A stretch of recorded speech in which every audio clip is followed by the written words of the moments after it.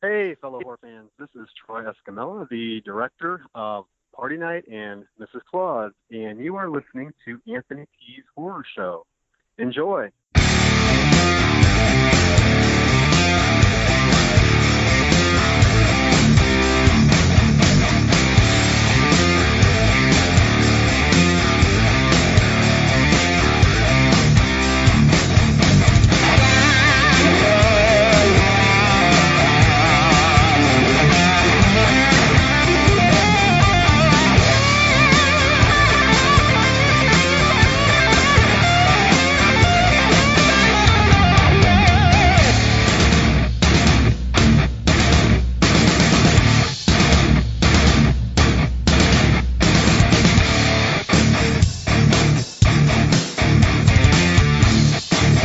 Welcome to Anthony T's Horror Show. I'm Anthony T.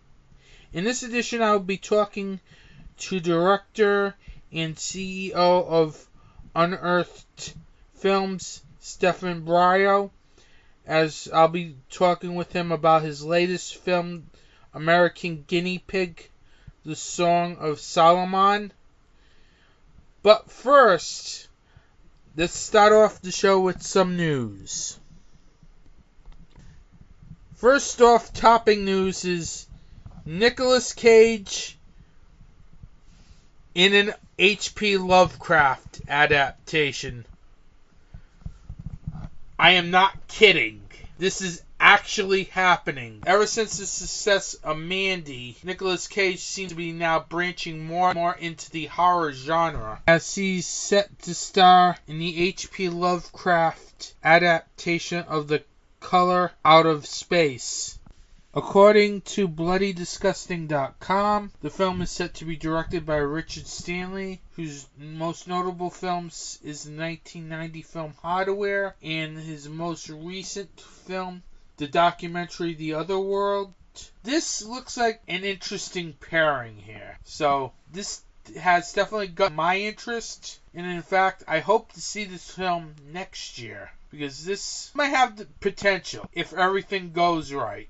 This does have potential because of Nicolas Cage, obviously, in his acting, and Richard Stanley, who always seems to do some of the weirdest films. So keep an eye out on that film. Next up, hot on the heels of Blue Underground's 4K transfers of Zombie and Maniac, they recently announced that they plan to do 2 more 4K transfers for 2019. First up is Lucio Fulci's most depraved film, The New York Ripper. It is a very shocking film, very depraved at times, but still it's a very good thriller, plus it boasts a very good soundtrack as well. Then they also announced that they will be doing a 4K restoration of the George Romero-Dario Argento collaboration, Two Evil Eyes. The film is basically 2 adaptations of Edgar Allan Poe's stories. Both of them are very good, and it's definitely a very good film. It's something that I'm happy it's getting a 4K restoration, because it really was 2 suspenseful tales, plus the fact that it's Dario Argento and George Romero directing, so it's definitely worth checking out. I can't wait to get the 4K restorations of both of these titles when they come out. No other details was announced at this time. And finally, in films that are trying to escape my worst of 2018 list, and man, did I ever forget about this film. It is like I was not even thinking about this film on my worst of 2018 list, because let's face it, it came out unexpectedly on Netflix, and I pretty much forgot all about it because it was really, really bad. I'm talking about The Cloverfield Paradox. Paramount Pictures recently announced that they will be putting the film on DVD and Blu-ray on February 5th. Special features on the DVD and Blu-ray include Things Are Not as They Appear, The Making of the Cloverfield Paradox, Shepherd Team, The Cast, and that's it for features. Well, this film really escaped me because I totally forgot about this film when I was starting to think of worst films of 2018, which I'll talk about in another episode. But this film was horrendous. It earned the distinction of getting shut off before the end credits, as this film is like one of the worst films I've seen in years. It's horrible. It is just plain horrible. And all this time I was thinking about The Predator when I forgot about this one. It dropped on Netflix unexpectedly early February of this year, and I pretty much watched half of it, then shut it off because it was just awful, dull, boring, and whatnot. It joins a couple films on the list of films that yours truly has shut off and not even bothered watching the ending. But I will get to this more when I talk about the worst films of 2018 in a future episode.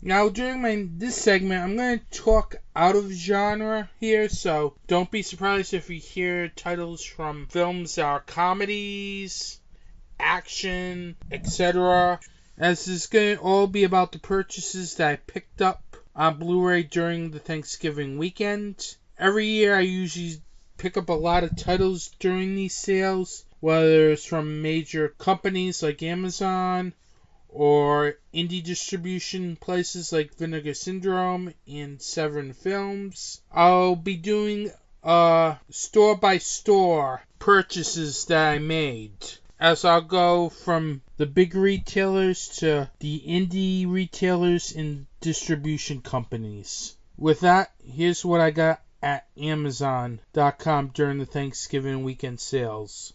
First off, my first purchase was Ant-Man and the Wasp. I've been wanting to get this film for a while, but I haven't had time because it was released around Rock and Shock and Rhode Island Comic Con, so I've been pretty much saving money for those cons instead. But I finally got a good deal for like $15 at Amazon.com. And it was like the 4K version of it, even though I don't have a 4K player. That was cheaper than the regular Blu-ray version of the film. The next one I happened to come about through the internet. I don't know if it was planned that way or what I'm thinking was a glitch in the system. And that is, I pre-ordered Venom for the nice price of $12.11.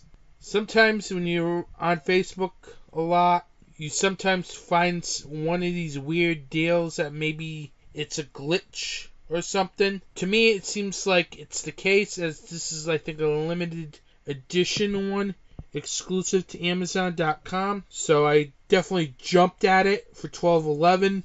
Who wouldn't? So I can't wait to check that when it comes in on December 18th. Next up, I picked up Alfred Hitchcock's Vertigo on Blu-ray. Picked that up for around $8. It was a lightning deal. I figured I picked this one up since I never converted this film to DVD, but I remember back in the day picking up this film on VHS and really liking this film a lot. It's a very suspenseful film. Definitely check this film out. Then I picked up The Incredibles 2 for a little over $15. Like I said, that came out around the same time as Ant-Man and the Wasp, and I was happy at least that was on sale as well. Then I picked up a couple of comedies. First Tag, which looks interesting, but for $9 I figured I'd give this film a shot since it has a couple of actors that I like. I also picked up The Spy Who Dumped Me, which is a film that I've been wanting to see for a while, but haven't had the time. Can't wait to check this action comedy out. Then I picked up Tomb Raider, the newer one, for $9.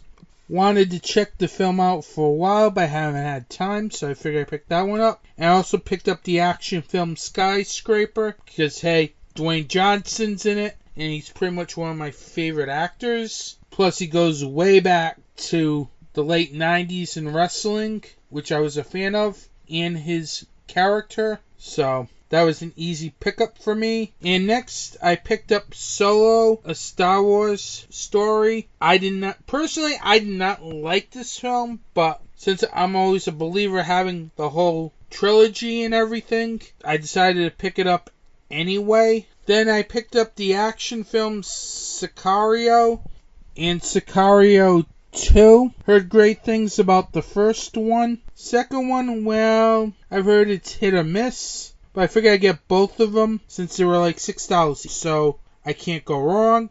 And I also picked up Deep Blue Sea 2. Only reason I picked that one up, it was pretty much $4, so I might as well pick it up since I kind of liked the first film. For $4, it was worth taking a gamble on.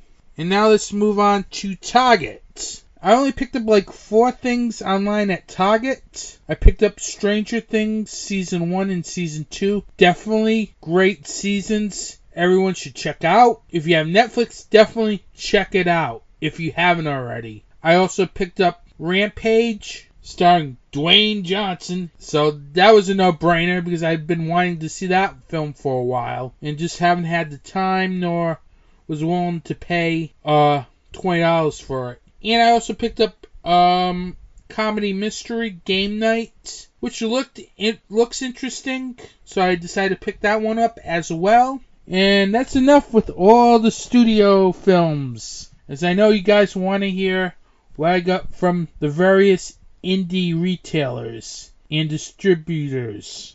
The first indie distribution company I'm going to talk about is Henflix. It's a company that's run by Hiroki Kudo, director of films such as Haunted House on Sorority Row and Babysitter Massacre. His company recently put out a comedy called A Raunchy Christmas Story, in which he executive produced the film. Can't wait to check it out, as it will be part of my Christmas viewing this year. Next up is Music Video Distribution Entertainment Group, as they were running a good sale, actually, surprisingly, which I stumbled upon through their Facebook page. Titles that I picked up were a couple of Jean-Claude Van Damme films, Black Eagle and Lionheart. I also picked up Kevin Smith's Yoga Hosers, Bram Stoker's Shadow Builder, Angel Town, which is another action film, and The Price of Fame, which is a documentary on Ted DiBiase, the wrestler. So they were running some really good sales. So I wanted to pick up a couple titles while I can, especially with both Jean-Claude Van Damme titles that they distributed that were on sale. I had to pick them up because I'm into like late 80s, early 90s action films of the B-movie genre and everything. So definitely picked up everything that I wanted to at that sale. Next up, I picked up a couple of titles at Severin Films sale. First off, I picked up the All the Colors collection, as it has the documentary All the Colors of Gilo, which is basically a documentary of Gilo films, such as Mario Bava, Dario Argento, Lucio Fulci, and more. And also it comes with trailers and a CD of music of legendary Gilo films. The set also comes with the film All the Colors of the Doc, which was directed by Sergio Martino, who directed a film called Torso, which is a very shocking film, and from the looks of this film, it looks like it's going to provide the same. After that, I also picked up a couple of other films. Drive-In Massacre, which is a grindhouse film, and Thirst, which which I believe is an Australian vampire film, but I'm not 100% sure, but it had a good trailer, so I picked it up after seeing the trailer for that film. Next up, I picked up some films over on Vinegar Syndrome's site, as they too also had a Black Friday sale. Plus, they released 3 new titles. I picked up 2 of them. The first one I definitely picked up was Cutting Class, the one that they've been hyping up the most. With the cast in that film, that was definitely on my list of things to pick up. Then the other title was a mystery title, and no, it was not Mausoleum, as that title sold out quick, which to me surprised me, because I think it was Saturday or Sunday when it sold out. That is crazy. Thankfully, they'll be doing a standard edition for that film, so I may pick it up since I want to see what the hype is about. But that wasn't the film I picked up. I picked up instead The Children. I originally was going to get it earlier in the year, but decided not to. Good thing I did not get it earlier in the year, because Vinegar Syndrome put out a new version of it, and from what I hear, the picture's much better than the original DVD version of it. I also picked up a couple films from their sale as well. I picked up House of the Dead, which is a very anthology film that just gets better and better as the film goes along. It's really one of those good anthology films that's definitely worth checking out and picking up from Vinegar Syndrome. The next one is Primeval / Lurkers combo. Pretty much 2 movies for one. $14.99. I picked it up because I was going to pick it up, I think, last year. Didn't even think about it this year until the sale. So I picked it up at this sale. And also an action film called Wonder Women, which had a good trailer that enticed me to pick the film up. That film features Sid Haig. So I pretty much picked it up after watching the trailer, but I also realized it had Sid Haig in it, so I figured I'd check that film out.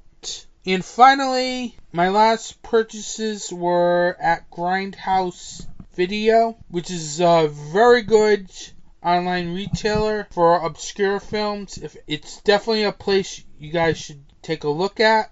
I picked up Streets of Fire, which Kevin Cook recommended to me last episode, so I figured I'd check it out. And I decided to buy myself a nice early Christmas present.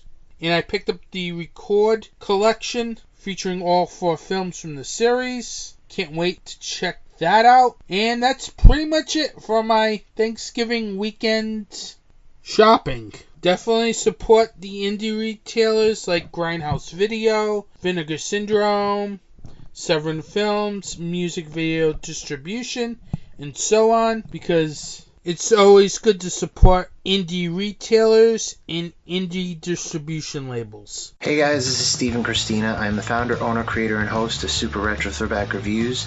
Are you looking for the best movie reviews, music reviews, video game reviews, and Comic-Con coverage all around? Well then look no further. Definitely check out Super Retro Throwback Reviews on YouTube and our new audio podcast, the new and improved Super Retro Throwback Reviews audio files version 2.0 on the following media distributors: Podbean, Google Play, Stitcher, SoundCloud, iTunes, and Spotify. Class is over, John. Time for something new and improved.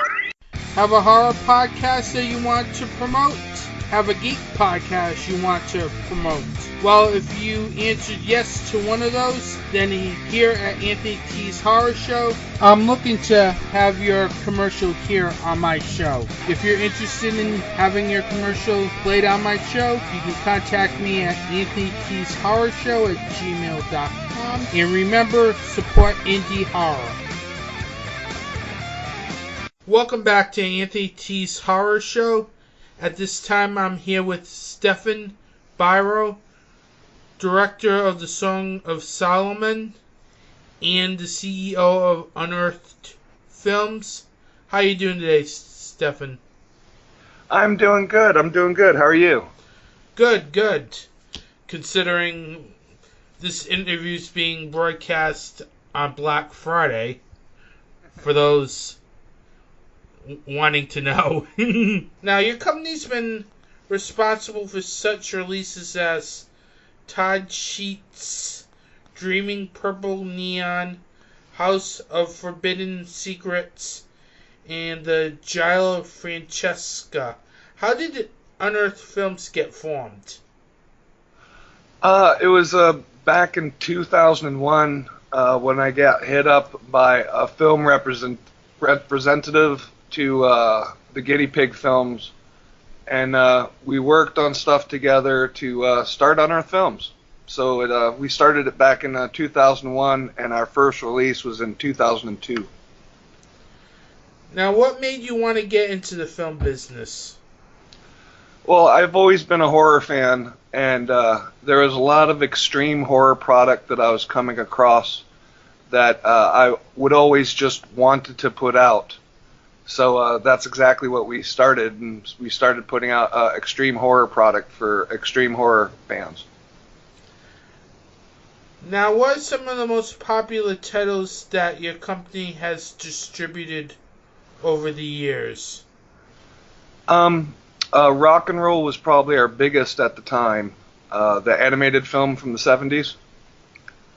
And then we released Frankenhooker, the Guinea Pig series from Japan, Aftermath. Then we started producing some films here or there. Basically, we're known for the extreme side of horror, so usually when we get our hands on extreme films, those actually sell the best lately.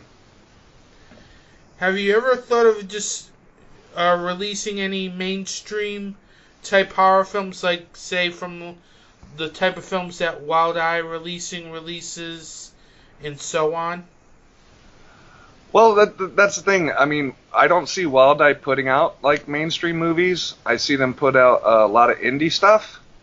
For me, like, mainstream movies would be more like Zombie or Bad Taste or, plenty other mainstream movies that actually get out there. So when you say mainstream, I'm picturing stuff that was in Redbox and whatnot, and we would love to. Yeah, we would love to. No, I was trying to mean more indie mainstream. Those for us, they don't sell well. For us, we have the extreme horror crowd, and we put out some really good horror films, but unless they're extreme in content, they sell meh. They don't sell too well. Now, besides running Unearthed Films, you also got into directing. What made you want to get into directing as well as running a film distribution company? Well, I enjoy writing. I've written a number of books. I've written a number of screenplays that have been optioned. The directing gig sort of fell in my lap because since we already have distribution and we already do international sales, that it makes sense for us to start producing and making our own stuff. I just directed it just because, I was like, okay, let's make this, and it's me, so let's go for it. So, yeah, I at first I didn't go out of my way to direct anything. In person, I'd rather have other film directors direct the films. But since I started directing myself, it makes the fans happy, and it keeps people keep their eyes on Unearthed because they know what they're getting into when we make movies. Now, you currently have a popular series over at Unearthed Films called The American Guinea Pig. How did the series get started? Well, back in 2002, our first release was Guinea Pig, Flower, Flesh, and Blood. And we were in talks with the company, and I wanted to do a new series back then, but they kept saying no. And what happened was the main president of the company in Japan was retiring, and so we hit him up again, and out of the blue, he was like, yeah, go for it. Go ahead. So we did. Now, what are the films in the series so far? So far, that's Bouquet of Guts and Gore, Bloodshock, which was directed by Marcus Cook, Song of Solomon, which was directed by me, and then Sacrifice, which was directed and produced in Italy, directed by first-time filmmaker Poison Rouge. Now, The Song of Solomon is the fourth film in this series, but I noticed that the American Guinea Pig title is absent. Why did you drop the American Guinea Pig title for this film? Because it scares retailers off. Because, American Guinea Pig is known as being like brutal, unflinching, nonstop gore. So Song of Solomon is more of a mainstream type of film because it's more like The Exorcist meets Evil Dead. And we didn't want to have problems trying to sell it to like Vudu or Netflix or any of the bigger boys. Because with the American Guinea Pig title on it, it scares mainstream people. So we took it off of it, but the fans know it's an American Guinea Pig. So it works to our benefit because people still know it's an American Guinea Pig, but for the retailers, they don't know. Now, how did you come up with the film's story for The Song of Solomon? That one's always been in the back of my head, so I knew where we wanted to go with it, and basically, it's pretty deep theological wise. So I wanted to do something different than the usual, exorcism trope, to where the female is saved and it's a lot of talking between, the priest and the family and this and that. And we just wanted to get to the nitty gritty. And that's basically why, it starts off, with her possessed and it goes to the, the end of the movie. I don't want to give it away. No, we don't want to give it away. Yeah. Now, this film has a lot of biblical elements and post-apocalyptic elements. What made you want to bring those elements into your screenplay?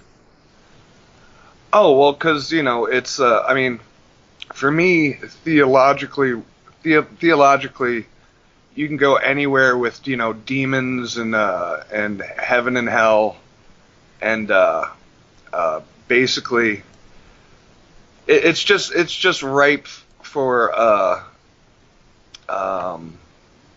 just amazing stories between salvation and damnation, angels and demons, possession. I mean, how could I not want to do that? And plus, since I'm Christian too, I know and studied a lot about my own religion, so there's a lot of stuff that's never been put into possession movies, which I'm really surprised. But I think a lot of people just watch The Exorcist and then they just run with that. Yeah, because this film felt a lot different from the normal possession film. Oh yeah, very much.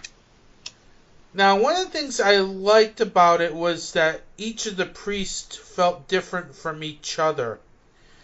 Because sometimes in these possession films, you just get priest number 1, priest number 2, priest number 3.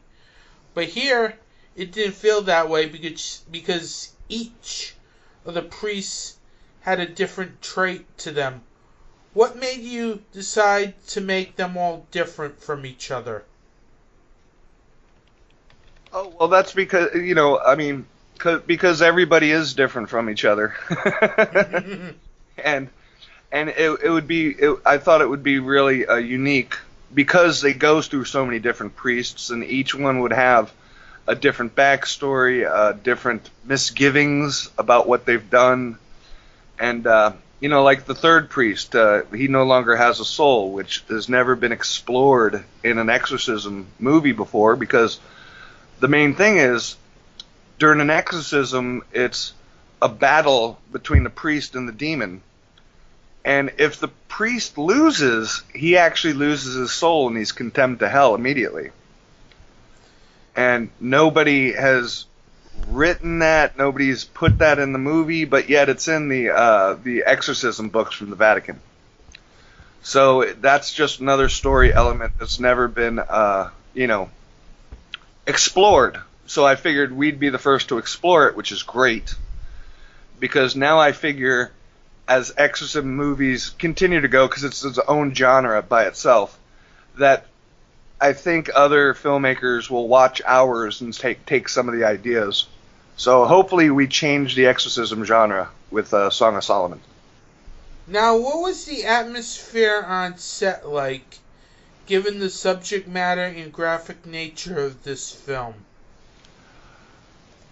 Oh, it was amazing. Everybody had fun. Everybody, busted their ass. I mean, Jessica Cameron did such an amazing job, and after we'd done shooting for 12, 16 hours, she would actually help and clean up the blood. So that was great. And the thing is, she was cleaning blood for hours because we used so much of it. I'm thrilled that you actually saw it. Did you enjoy it? Yes, I enjoyed it, especially her performance in the film. Yeah. She did a great job, and she actually came up with the song of Solomon. When she was trying to figure out how to sing it, she couldn't find there's never been any music out there that's for the Song of Solomon.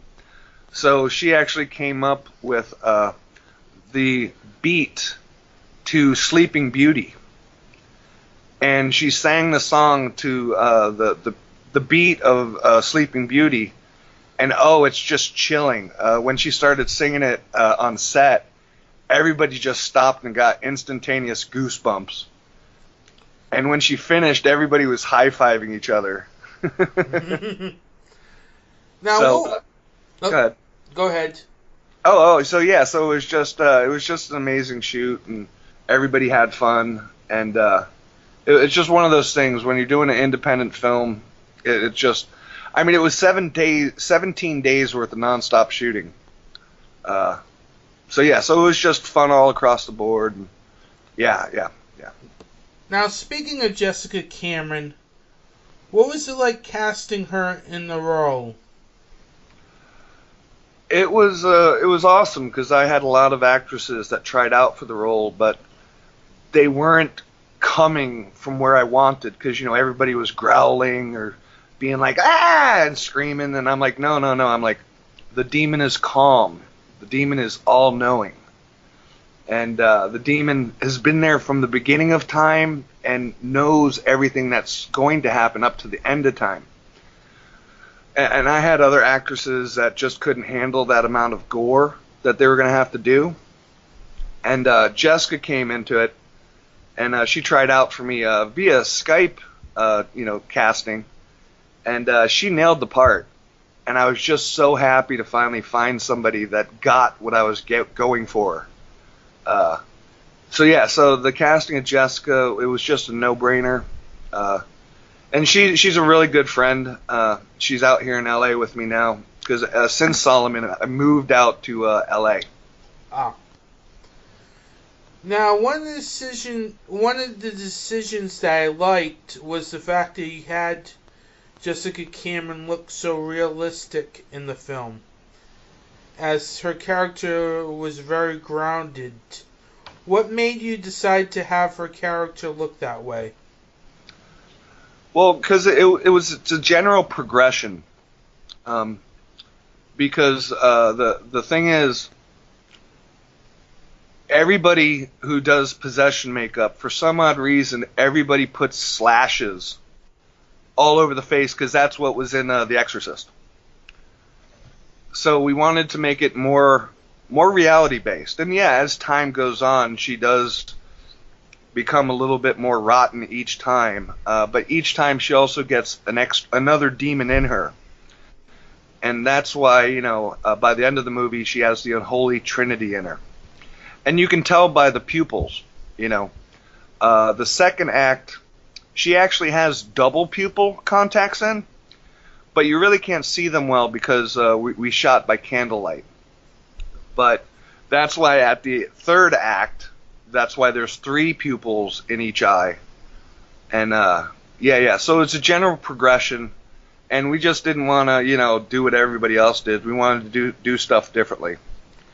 just because you got to stand out, you know? Yes, absolutely. As it makes your film much more better that way if you stand out. Exactly. Now, one of the film's most memorable scenes and most horrific scenes is where Cameron's character is throwing up her insides and putting them back in. What was it like shooting that scene, and what was the effects process like, as it must have been difficult to do?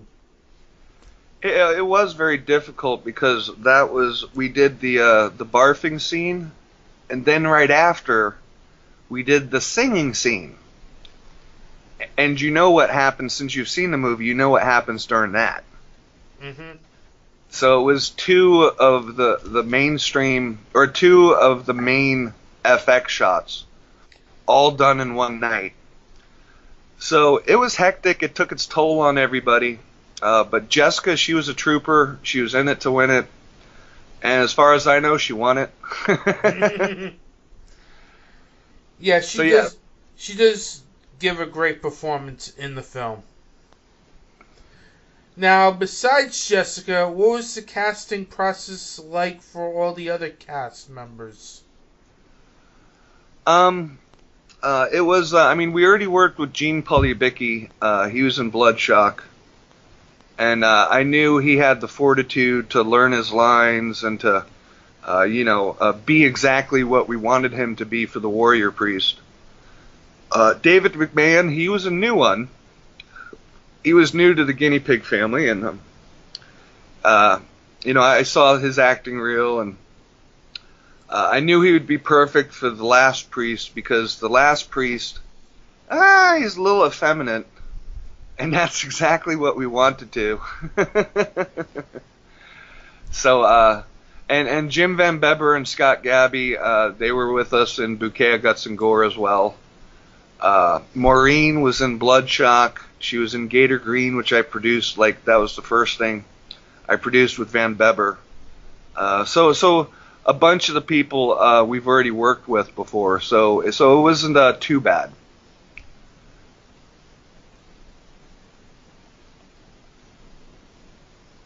Because once you have like a group of talented actors already, then you know who you're going to use.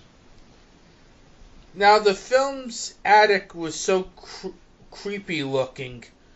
How did you find the house for the Song of Solomon? I had to find it on Airbnb. And I had to talk with the landlord, and she wanted us to pay an extra, $1,000 and give them an extra, $500 for security deposit, just because it's, just because. And it took me a long time. It was very hard to find a really cool looking house in Florida for rent, because most of them look like vacation places where they got pink flamingos in the thing, and they got palm trees everywhere. So it took me a long time to find that cabin, but once I found it, I was like, oh my God, if we can shoot here, this is the natural wood's going to be just looking amazing on film. Now, the film has some very gory and impressive effects. Tell me how your effects team pulled it off, and what was it like working with them? Well, I've always worked with Marcus Cook. He's an amazing guy. He's my best friend, and I knew what we would get. So that was easy. And the thing is, Jessica Cameron was in L.A., so I pulled Jeremy Cruz on board. Because he's done the effects for Toe Tag and Murder Set Pieces and a bunch of other really nasty, disgusting horror films. So it was easy to pull him in, because him and Jessica were in L.A. while me and Marcus were in Florida. So we could do So we had two FX teams at different sides of the country working together on separate things, but it worked out well because everybody got to do, what they were supposed to do. And Marcus did tons of their practical effects. He did all of Jessica's body transformation, me slitting my own throat, and everything else. Jeremy just did the barfing and the end scene, but Marcus was involved with everything. It was like those guys were just working together in tandem, and it just worked out perfect. Would you work with both of them again on your next film? Oh yeah, no, we're doing that now as we speak. What film? Can I ask what film? Well, we have people interested in the alien abduction film, so we're trying to work and put together something to that effect right now. Okay, what was the budget like for the Song of Solomon? As this looked very professional, from the look of the film to the amount of gore effects used. It was about like 50 to 75. It was our highest budget, and the higher the budget, the harder it is to make the money back. So it was up there, for an indie film, without getting it into Redbox and Netflix and stuff. Now the film is produced by you, Unearthed Films, and Man with No Name. What made you add the Man with No Name to the production credits? He's actually been involved in all of them, and we just didn't. He didn't want to be involved, professionally because he works with a lot of bigger people. Okay. So with Song of Solomon, we figured, hey, let's put him in there, but we'll call him the Man with No Name. And the thing is, I wish we would have been doing that the whole time. Now, what special features can everyone look forward to on the DVD and Blu-ray? Oh, well, we have several different versions because we have the DVD and the Blu-ray, and we have the 3-disc version. And the 3-disc version, it has it on Blu-ray, DVD, and it has the CD soundtrack to the music. There's an hour and 10-minute making of. There's interviews with all the cast and crew. There's 3 different commentaries on there. There's behind-the-scenes footage. There's outtakes. I mean, there's the 3-disc set's really chock full of everything. Mm-hmm.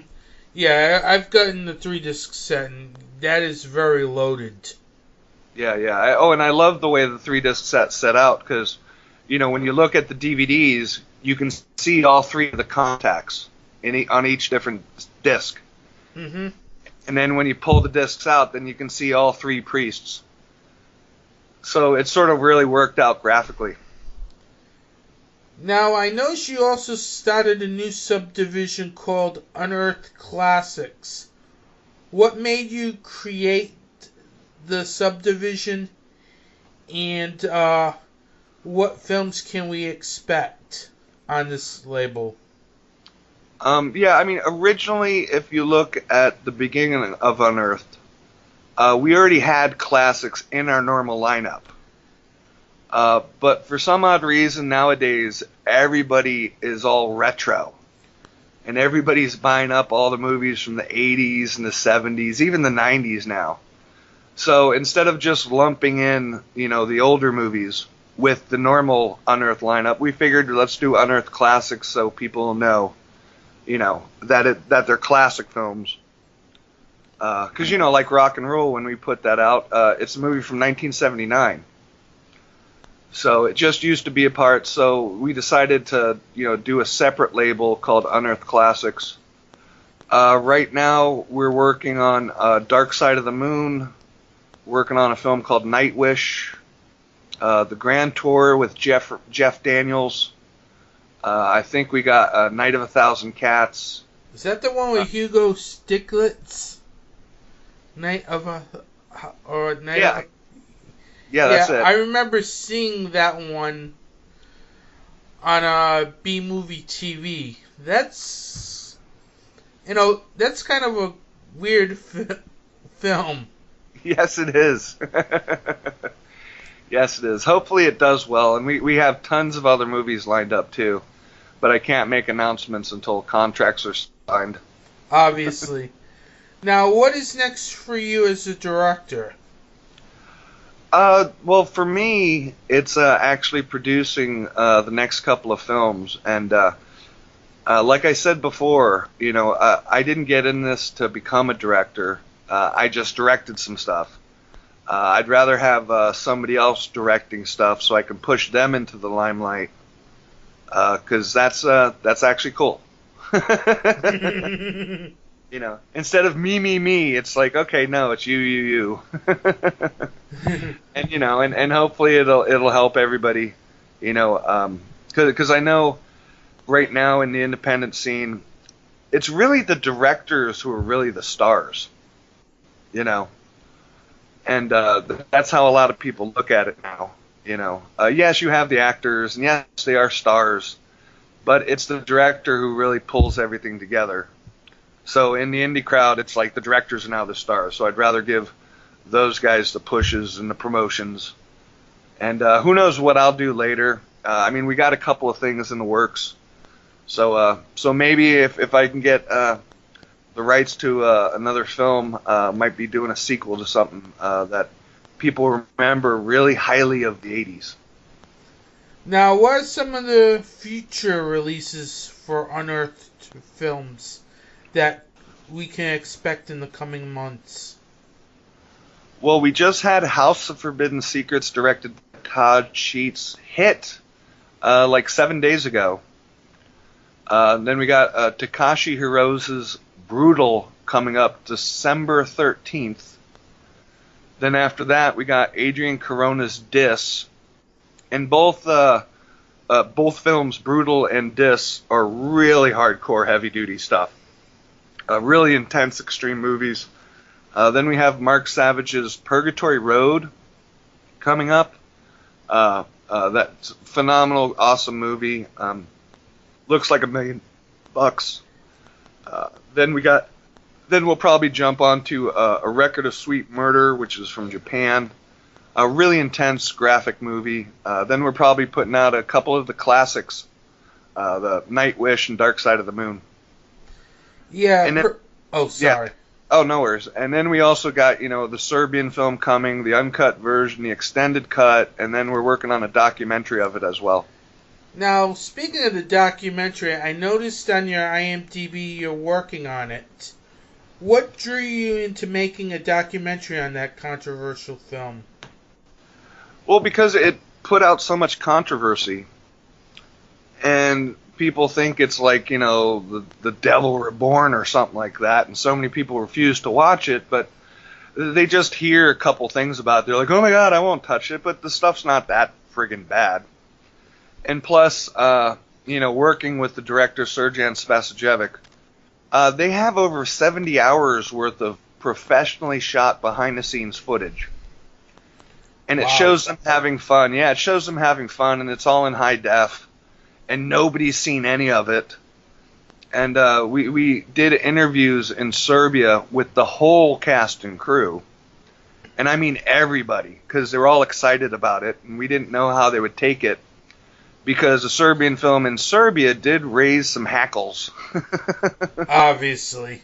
Yeah, so it's just the amount of footage and, the actors and participants in the movie were just excited to be a part of a documentary on it. And I think it'll show, that they had fun and there was nothing evil about it. And, and plus it's eye-opening.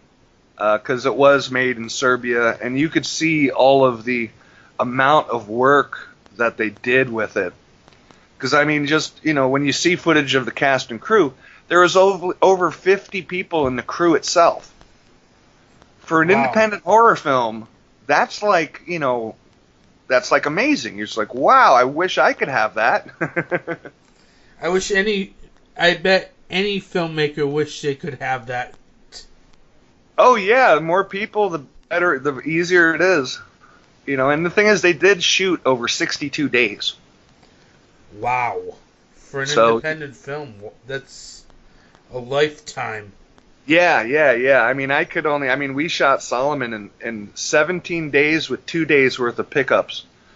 I could only imagine what we could have gotten if I had another month and a half. All right.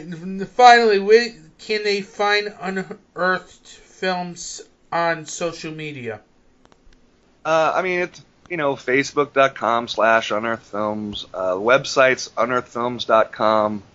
We're on Instagram and Twitter, and there's just, if you did a search for Unearthed Films, you'll find us everywhere. So we're not hard to find. Well, I want to thank you, Stephen Biro, for joining me, and have a good day.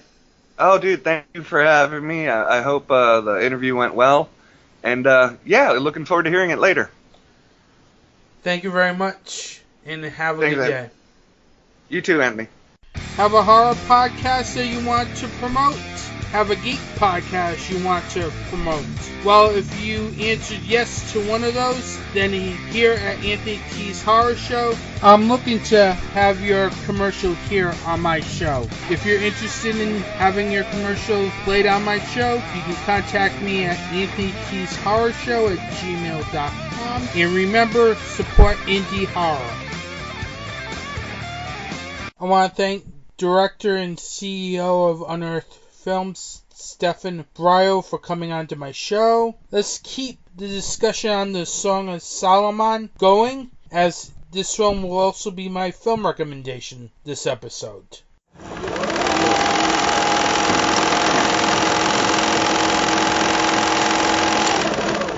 For my film recommendation this episode, I'm recommending the film The Song of Solomon, directed by Stephen Biro, who you recently heard me interview about a couple minutes ago. What I liked about The Song of Solomon, is that this film was intense. This is one of those films where, from start to finish, it was like, what the hell's going to happen next?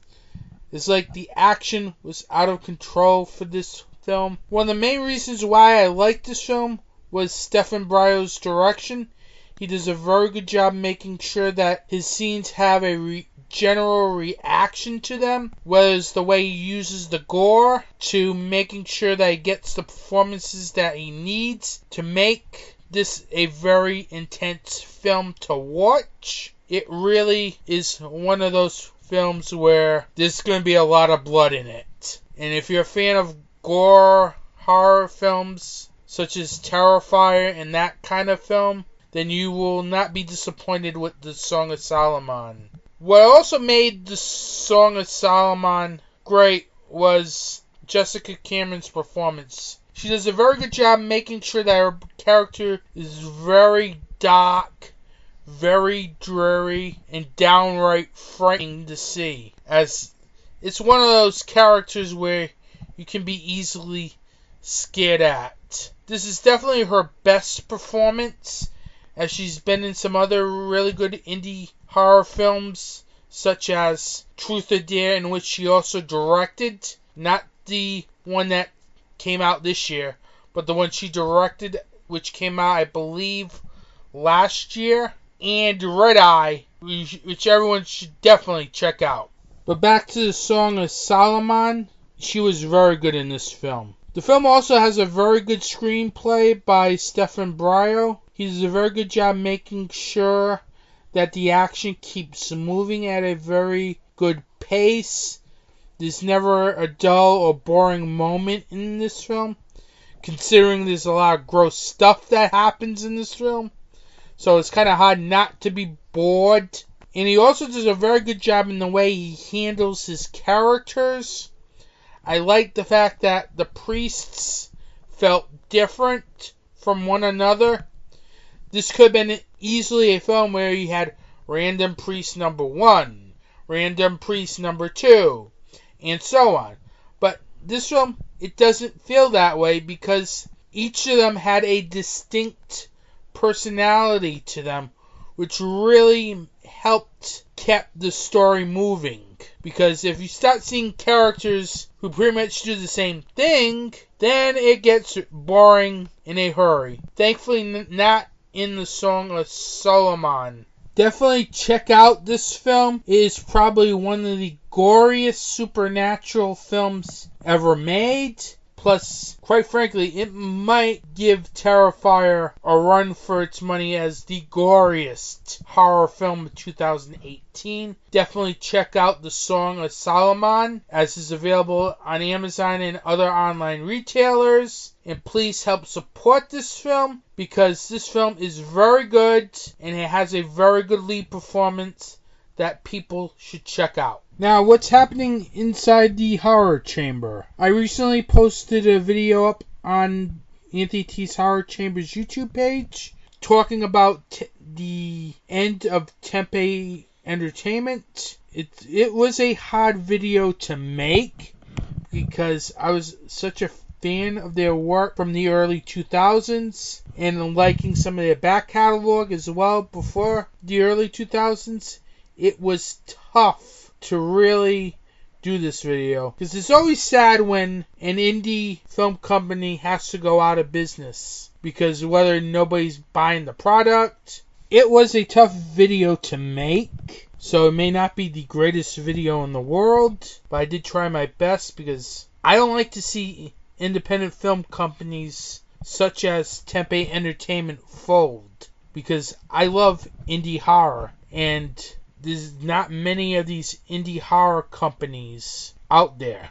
Also, I'm about ready to put up the latest edition of the Horror Chambers DVD and Blu-ray collection. This took a while to film. I do apologize, everything getting in the way and everything, but it is filmed. I just have to do the post-production on it, and that's it. So you can expect it anytime, unless it's out already. So definitely check out Anthony T's Horror Chamber's YouTube channel. Type in Anthony T's Horror Chamber in the YouTube search box, and it'll take you right to the channel. Please, I hope you subscribe to the channel, as I'm looking to get at least 100 subscribers so I can at least have a domain name. So definitely check the channel out. You can find past episodes of Anthony T's Horror Show on there as well, along with past episodes on DocDiscussions.com.